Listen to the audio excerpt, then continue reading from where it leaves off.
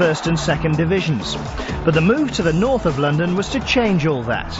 Arsenal moved here in 1913, and the reason they moved was basically they were a run-of-the-mill club going nowhere in Plumstead. The ground that they had there was very poor in terms of public transport facilities, but most of all they moved because their chairman, Henry Norris, was a really immensely ambitious and ego-driven man. And what he originally wanted to do is he wanted to amalgamate Woolwich Arsenal with Fulham, who already were playing by the Thames in this delightful stadium at Craven Cottage, and for both clubs to play there. But the Football Association put their foot down and said, no, you can't. So then what he's decided to do was move Plumstead 10 miles north into this patch of London, and he did that by literally, he hired the great football ground supremo of the time, Archibald Leach, a Scottish engineer, and they looked at 3 or 4 sites around London. And his eye fell upon the St John's Theological College, which is right here where we're sitting at the moment,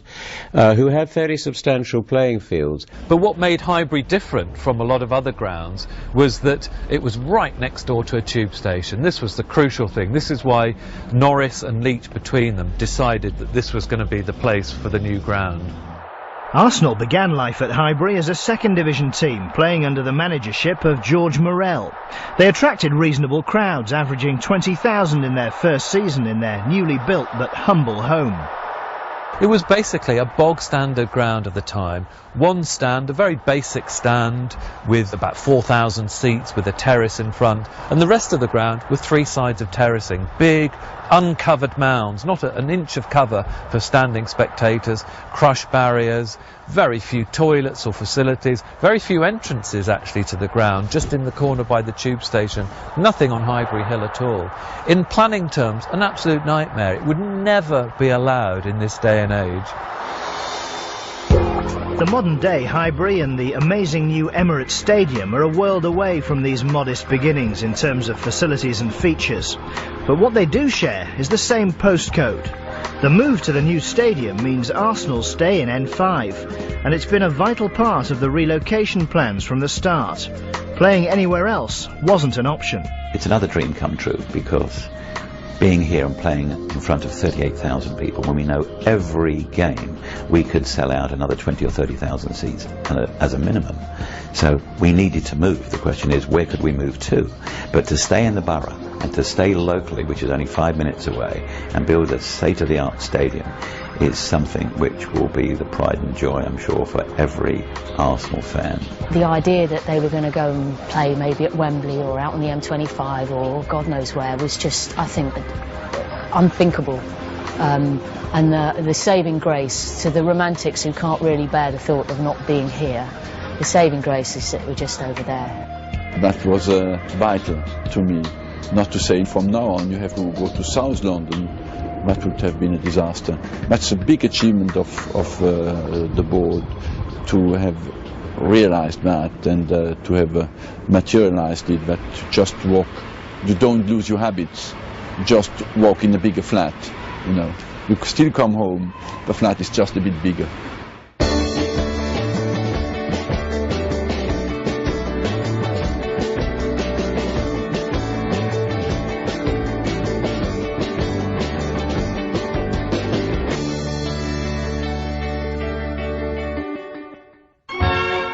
In 1925, Arsenal appointed Herbert Chapman as manager, and in the process transformed both the club and Highbury itself.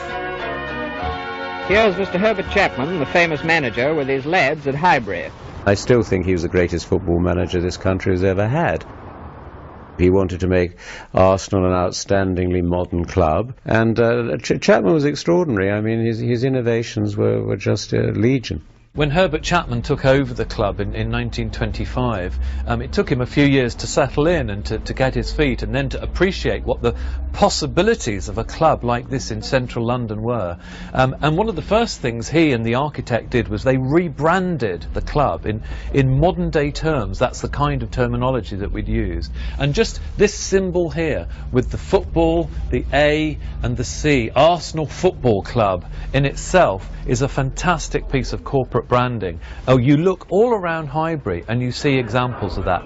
It's taking football from the Victorian era into the 20th century, and this is what Highbury embodies. It's this synthesis between architecture and innovation. Chapman was hugely influential in persuading London Transport to change the name of Gillespie Road Tube Station to Arsenal, which gave the club a huge boost in raising awareness. Well, I think it was tremendous from their point of view. It's like they branded it, didn't they? Everybody knew this was Arsenal, and everybody knew when you wanted to come it was Arsenal. I mean, I don't think there's any parallel on the local rail system or the tube system all over London.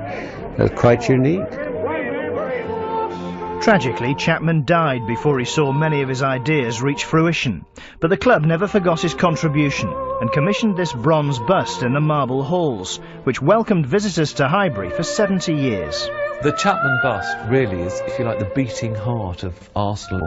And when he died in January 1934, really at the peak of his powers, in the middle of Arsenal's phenomenal run of success in the 1930s, it was something that nobody could believe. It was an enormous shock.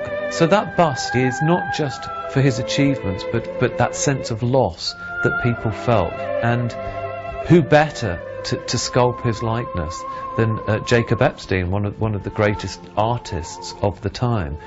It would be a bit like a Damien Hirst or a Tracy Emin or someone like that being asked to sculpt Arsene Wenger. But only Arsenal would have thought of hiring Jacob Epstein to have done that particular bust. I think he wanted to create a club that set standards and gave an example to everybody else and looked forward, was always forward-looking. And I think Chapman's vision has been taken up dramatically by Arsene Wenger, who understands the history of this club and particularly of the innovator that was Chapman. Unbelievable man, the one you compare to when you come to Arsenal Football Club, you know. And the Marble Hall for me is there. Is that you directly realize that such a prestigious man who has given not only football to his club, football trophies, but division. After Chapman, only 11 managers have sat in the Highbury hot seat. His successor, George Allison, continued to lead the Gunners to glory, winning titles in 1934, 35 and 38, as well as the FA Cup in 1936. Well, here you see before you on the screen the playing forces of the Arsenal Football Club. Allison's assistant, Tom Whittaker, graduated from trainer to manager and landed 2 league titles in 48 and 53, as well as the Cup in 1950.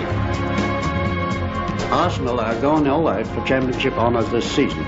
We have some of the finest players in the game today, and they will certainly be leaving their mark in league football. Bertie Mee, seen here in the white coat, followed a similar career path to Whittaker, moving from behind the scenes at Highbury, where he was physio, to take on the prestigious role of manager. Mee landed the double in 1971, eclipsing even Chapman with this achievement. Oh, Charlie George, who can hit him! Oh, up we go! Charlie George! And it's all over, and Arsenal have won, and they've done the double. Irishman Terry Neal captained the side in the 1960s, then had the honour of taking the Gunners to 3 straight cup finals as manager. And the next man to bring silverware back to Highbury was another former Arsenal player, George Graham. Under his guidance, the team won 2 titles, an FA Cup, 2 League Cups and the European Cup Winners' Cup. I think without questions Arsenal and especially Highbury played the main point in my football career. Nobody, I think, including myself, ever thought that I would go on to be a coach and then a manager, and then eventually come back here to the Marble Halls at Highbury and be in charge. I mean, it was like, you know, it was Roy the Rovers. Who would believe?